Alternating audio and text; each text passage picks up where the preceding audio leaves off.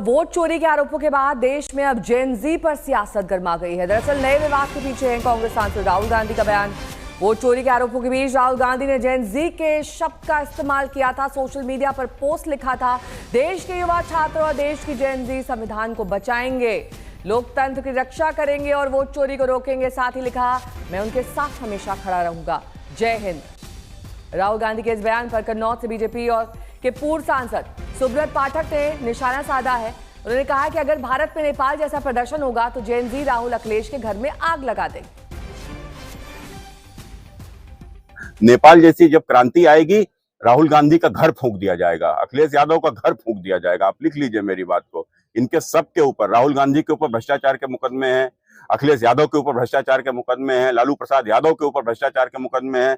देश में कोई विपक्ष का ऐसा नेता नहीं है जिसके ऊपर भ्रष्टाचार के मुकदमे ना हो। और याद रखो, यदि देशद्रोही यहाँ के ऊपर सड़कों पर निकलेंगे तो राष्ट्रवादी सड़कों पर दौड़ा दौड़ा कर मारेंगे, अगर इस प्रकार की किसी ने भी हिम्मत की। राहुल गांधी के घर में आग लगा देंगे, ये सुब्रत पाठक का कहना है। अमित भारद्वाज मेरे सहयोगी जुड़ गए हैं। अमित, जाहिर तौर पर अब पड़ोसी मुल्कों से थोड़ा तो सबक लेना चाहिए ना नेताओं को, कि वहां पर अगर आक्रोश की क्रांति आई थी तो कहीं ना कहीं जेन जी को मोबिलाइज किया गया था। आपके इस तरह के बयान भी कहीं ना कहीं ऐसा कर सकते हैं, तो आपको थोड़ा सचेत तो रहना चाहिए।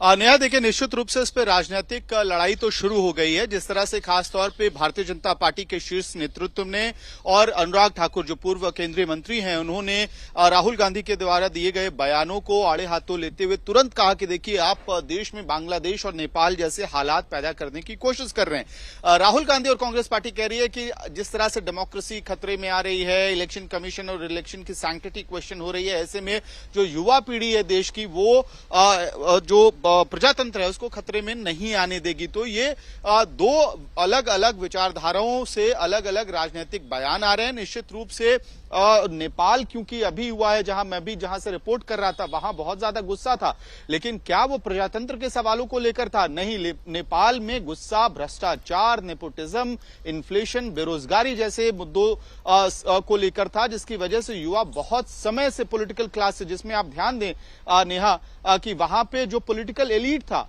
यानी कि जो सत्ता पार्टी और जो विपक्ष की पार्टी है, दोनों पे लोगों का गुस्सा फूटा था। तो ऐसे में जब राजनेता ऐसा बयान देते हैं तो उनको ध्यान देना चाहिए कि आखिरकार जो दुनिया में जो भी क्रांति आ रही है उससे आपको सीख लेनी है।